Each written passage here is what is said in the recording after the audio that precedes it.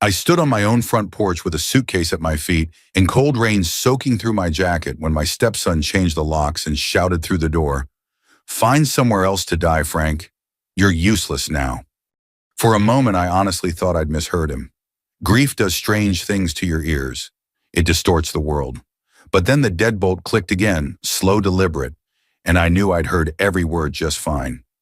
The porch light was still the one I'd installed last summer. I remembered standing on a ladder in the heat, Marjorie holding the flashlight below, teasing me about my knees going bad. Now the light buzzed faintly, throwing a pale yellow circle around my shoes like a spotlight I hadn't asked for. "Evan," I said, my voice coming out smaller than I meant. "Let's just talk." The door cracked open an inch. I caught a glimpse of his face tight, smile, eyes flat. 41 years old, dressed like he was heading to a business lunch, instead of kicking his stepfather out of the house he'd lived in for 25 years. "You don't live here anymore," he said. "Mom made sure of that." Then he did something that still makes my chest ache when I think about it. He reached down inside the entryway and picked up a small cardboard box. Marjorie's box. The one she kept on the hall table. Inside were her handwritten recipe cards, yellowed at the edges, and a handful of old photos, our wedding at the courthouse in Joliet, a Thanksgiving from years ago, when Evan still smiled in pictures. Evan looked at the box, then at me, and dropped it into the trash can by the door. The lid clanged shut. I felt something tear loose inside my chest, sharp and sudden. I stepped forward without thinking, rain splashing up the cuffs of my jeans. "That was your mother's," I said. "She's dead," he snapped, "and you're not my family." The door slammed shut. The lock turned, and that was it. I stood there longer than I should have. Long enough for old Mr. O'Rourke from next door to crack his curtain and then step out onto his own porch pretending to check his mail.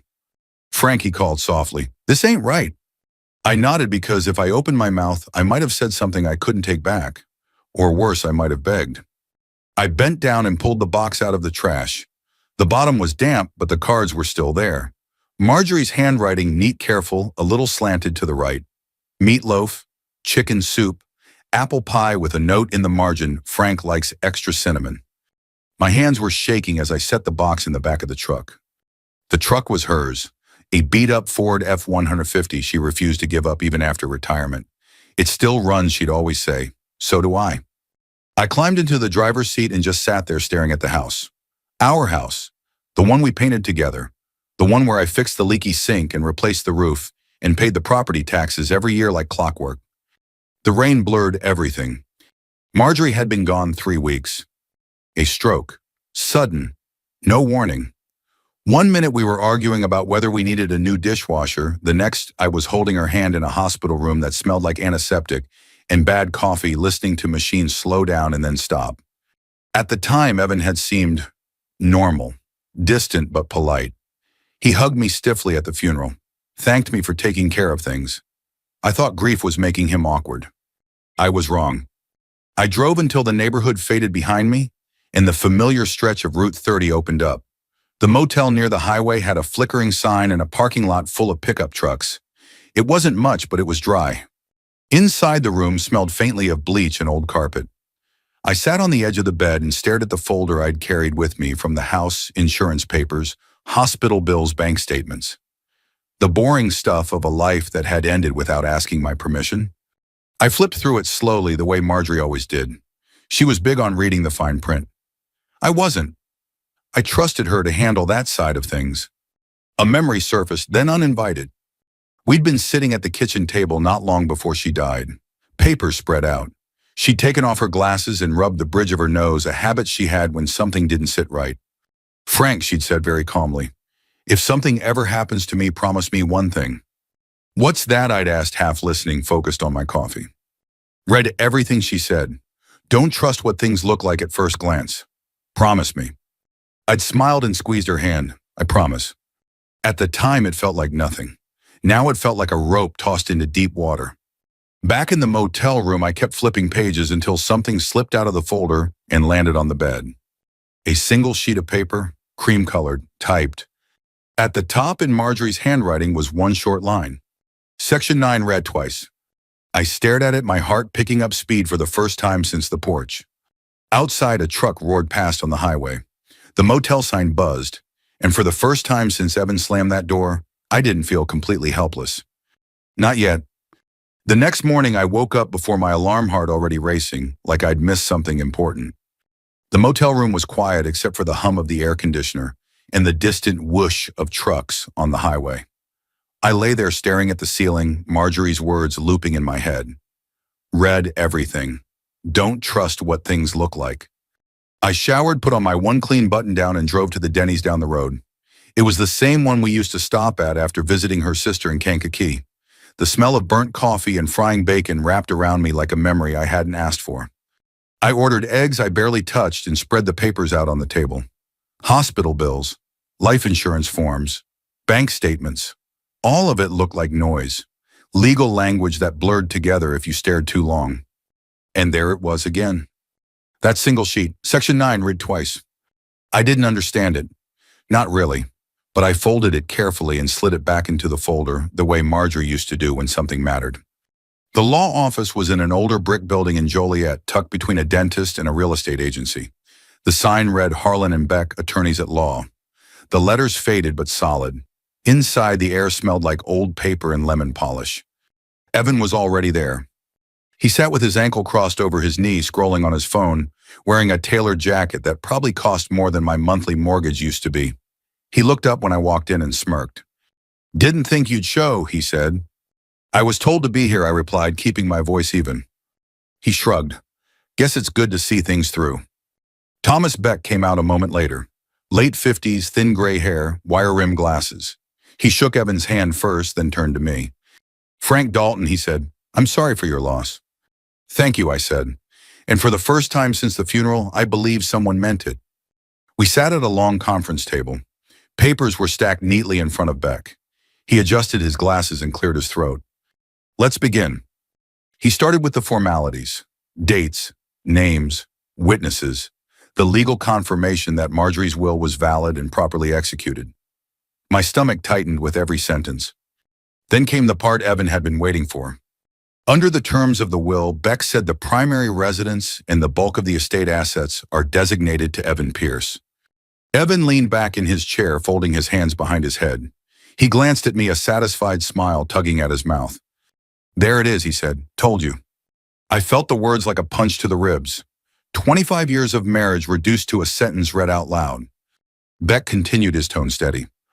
"The total value of the estate, including investment accounts and liquid assets, is approximately $27.5 million. Evan let out a low whistle. Not bad. I stared down at the table, my ears ringing. For a split second, I considered standing up and walking out. Let Evan have it all. Let him have the house, the money, the memories. I was tired. Beck went on. Frank Dalton is allocated transitional living assistance and access to certain personal effects as outlined here. Evan laughed, not loud, just enough. Transitional, he repeated. That's generous. Something hot flared in my chest, but it burned out just as quickly. I reminded myself of the paper in my folder, of Marjorie's voice. Read everything.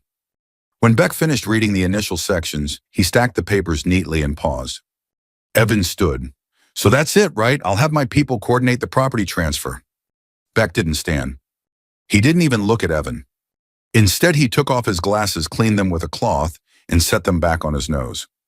Mr. Pierce, he said calmly, before we proceed, there is an additional section of the will we haven't discussed. Evan scoffed. If it's about furniture, you can keep it. I don't need.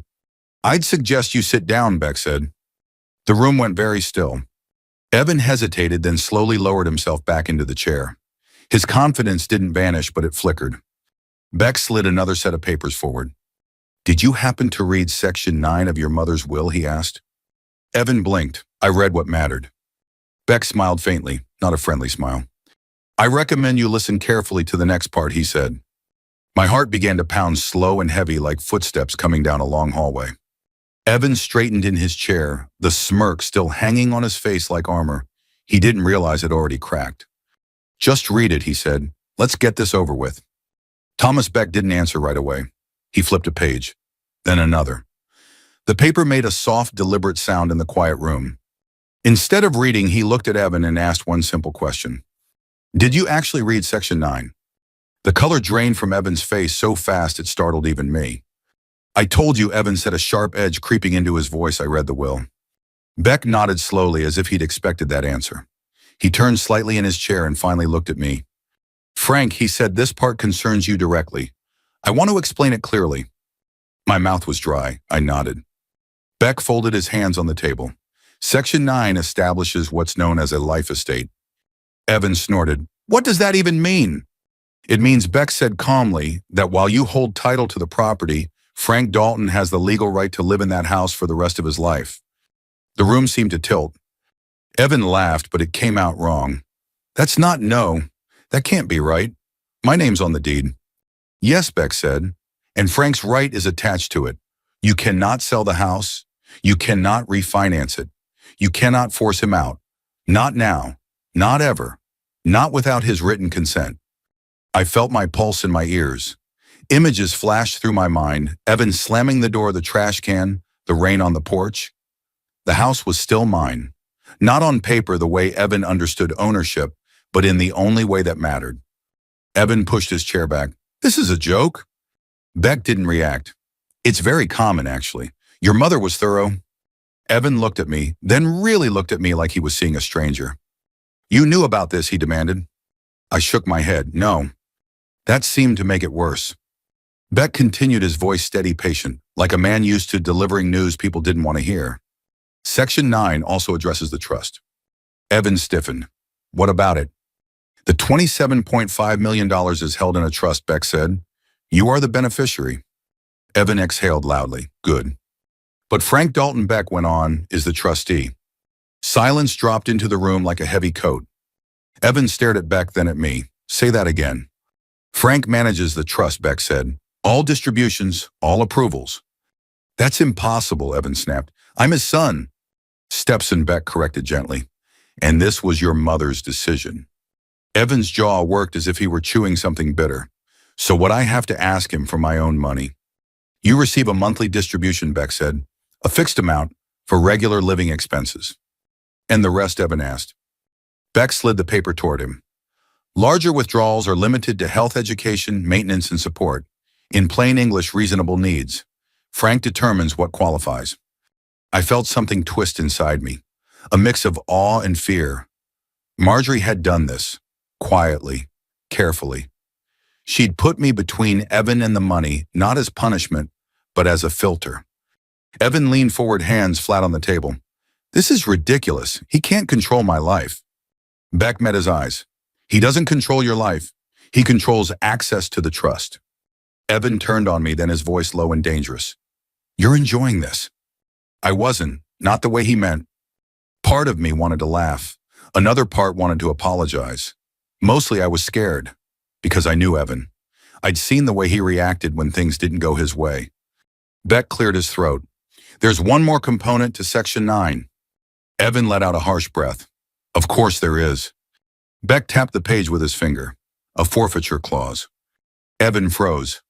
Any attempt to harass, intimidate, or legally undermine the trustee, Beck said, results in suspension of discretionary distributions.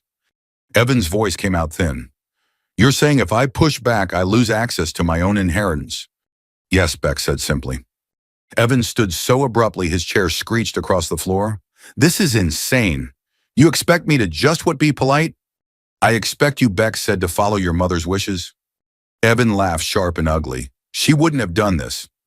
Beck didn't raise his voice. She did. I remembered Marjorie at the kitchen table, glasses off, reading line by line. I remembered her saying Evan was smart but careless, that he skimmed, that he assumed. Evan grabbed the papers, flipping through them wildly, as if the words might rearrange themselves if he stared hard enough. This doesn't make sense, he muttered. You can't just... Evan, Beck said firmer now, this meeting is not a negotiation. Evan looked at me again, his eyes dark. You think you won something? I swallowed. I think your mother wanted peace. He scoffed. Then she chose the wrong person. He stormed out without another word, the door slamming behind him. The silence afterward was loud. Beck gathered the papers calmly. I know this is a lot, he said to me, but legally your position is solid. I nodded, my hands still trembling. As I stood to leave, my phone buzzed in my pocket. A voicemail notification. Unknown number. That night back at the motel, I listened to the message. Evan's voice came through low and tight. "You're gonna regret this, Frank," he said. "I promise you that." I sat on the edge of the bed, phone in my hand, and for the first time since Marjorie died, I understood what she'd really left me. Not money, responsibility, and a storm that wasn't done breaking. I didn't sleep much that night, but it wasn't the same kind of sleeplessness I'd had since Marjorie died. This time my mind wasn't just replaying memories. It was working. The motel room was quiet except for the ice machine clanking somewhere down the hall and the low hum of traffic outside. I lay there staring at the ceiling, Evan's voice from the voicemail echoing in my head. "You're gonna regret this." By morning, I'd made a decision. If Evan was going to push, I wasn't going to sit still. I showered, shaved, and drove back onto Route 30. The sky was a dull Midwestern gray, the kind that presses down on you. I stopped at the same Denny's as the day before, ordered black coffee, and pulled Marjorie's folder back out. This time I didn't rush. I read every page the way she used to, slow, deliberate finger tracking the lines. It felt strange, almost like she was sitting across from me watching to make sure I didn't skim. That's when I noticed it. At the back of the folder, tucked into a plastic sleeve, was a small white envelope I hadn't seen before. No stamp, just my name written in Marjorie's careful handwriting.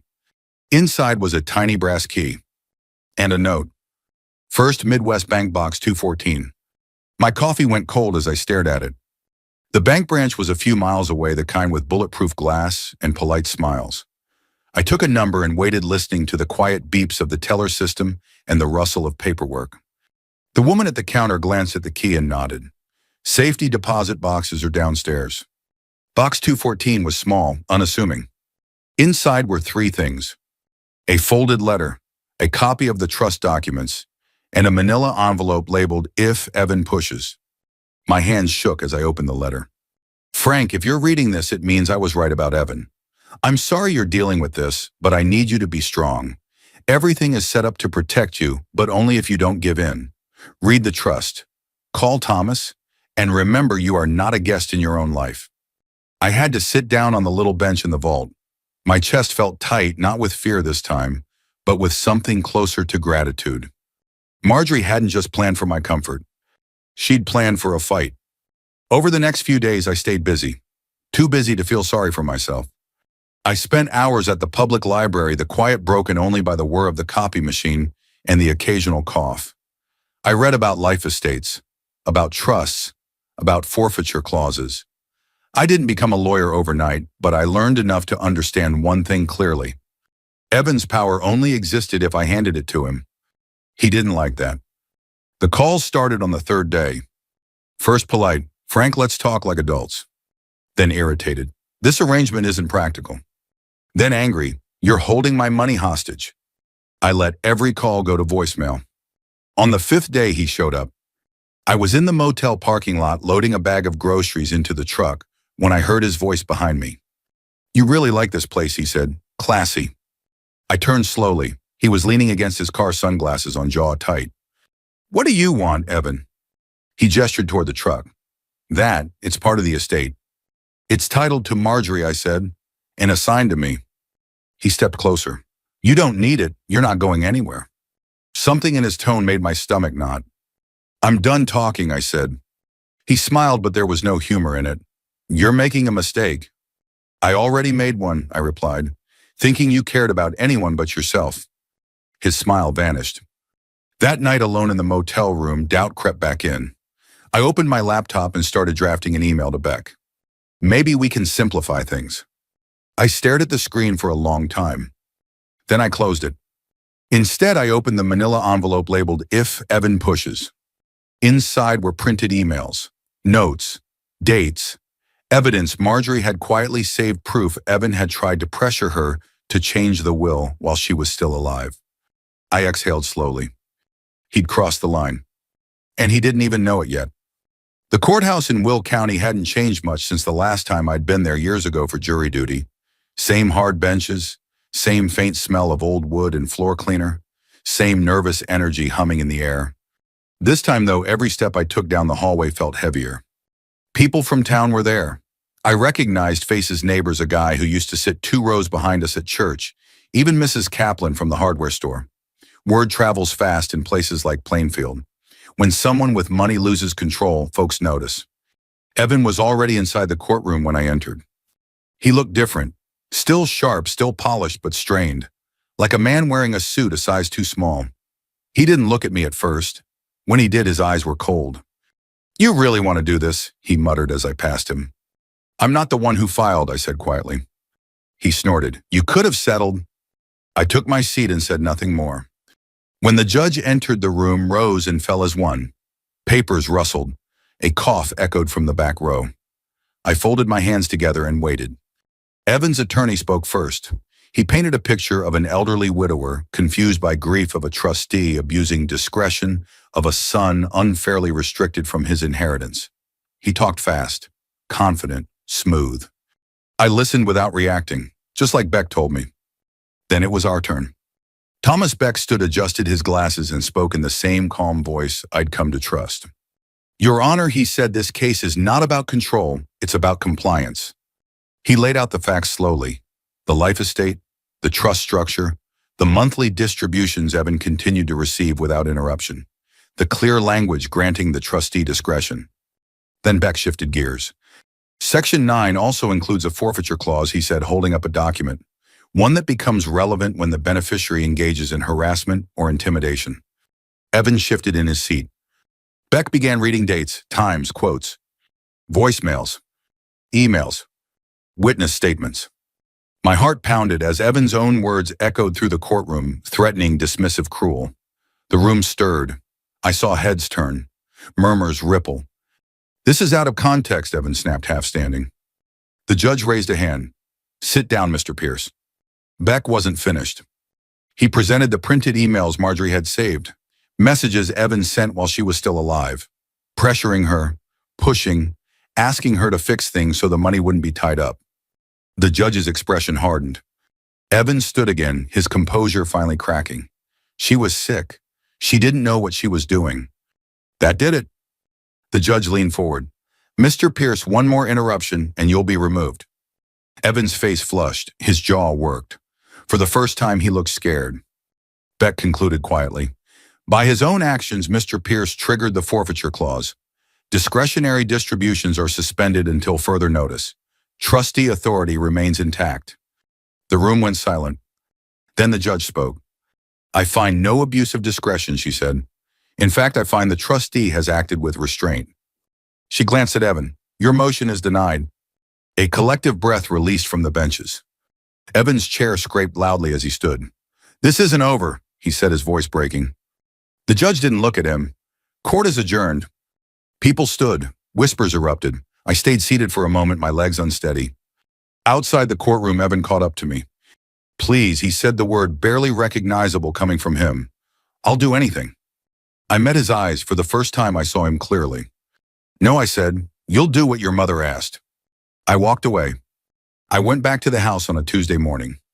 Not with police, not with movers. Just me, the old Ford, and a set of keys Thomas Beck handed me after the ruling keys Evan had never bothered to return. The front door opened the same way it always had, with a soft creak at the hinge. The smell inside stopped me cold. Lemon cleaner, faint coffee, the ghost of the life Marjorie and I had built one ordinary day at a time. Sunlight came through the kitchen window and landed on the table where we used to sit every evening, reading mail, arguing about groceries, planning nothing in particular. I set my suitcase down and just stood there. For a long time. The house felt quieter than it ever had, but it didn't feel hostile anymore. It felt like it was waiting for me to decide who I was going to be next. I walked through each room slowly, not rushing, touching the backs of chairs, the door frames I'd measured and repainted myself. In the bedroom, I opened the closet and found one of Marjorie's sweaters still hanging there, lavender worn thin at the cuffs. I pressed my face into it and let myself breathe her in one last time. In the kitchen, I took the small cardboard box from the truck and set it gently on the table. Marjorie's recipe cards, her handwriting, her notes. I wiped the grime off the lid with a dish towel and put the box back where it belonged. That afternoon, I called Evan. He answered on the second ring. His voice was flat, tired. "What do you want?" he asked. "I'm giving you 30 days, I said. "That's fair." A pause, and the money. You'll keep receiving the basic monthly amount, I said. Nothing more until the court says otherwise. He exhaled sharply. You're enjoying this. I thought about that for a moment. No, I said, I'm surviving it. He didn't say anything after that. Neither did I. We hung up, and for the first time since Marjorie's funeral, I felt something loosen in my chest. Not victory. Relief. Over the next few weeks, I settled back into the rhythms of the house. Morning coffee at the same counter, evening news murmuring in the background. Small repairs I'd put off while life was falling apart. Neighbors stopped by with casseroles and quiet apologies. Mr. O'Rourke shook my hand and said she was a smart woman. He was right. Marjorie didn't leave me money. She left me dignity. She left me a way to stay standing when someone tried to erase me. I thought about Evan sometimes, about how easily greed had hollowed him out, about how quickly love can turn into entitlement if you let it. I didn't hate him. I just stopped protecting him from the consequences of his own choices. If there's one thing I've learned from all this, it's that getting older doesn't make you useless. It just means people expect you to step aside quietly. You don't have to. Sometimes the strongest thing you can do is read the fine print, hold your ground, and refuse to disappear. If this story resonated with you, if you've ever been dismissed, pushed aside, or told you didn't matter anymore, I hope you'll take a moment to reflect on your own worth. And if you know someone who might need to hear this, consider sharing it with them. Thank you for listening. And if you'd like to hear more stories like this one, you know where to find me.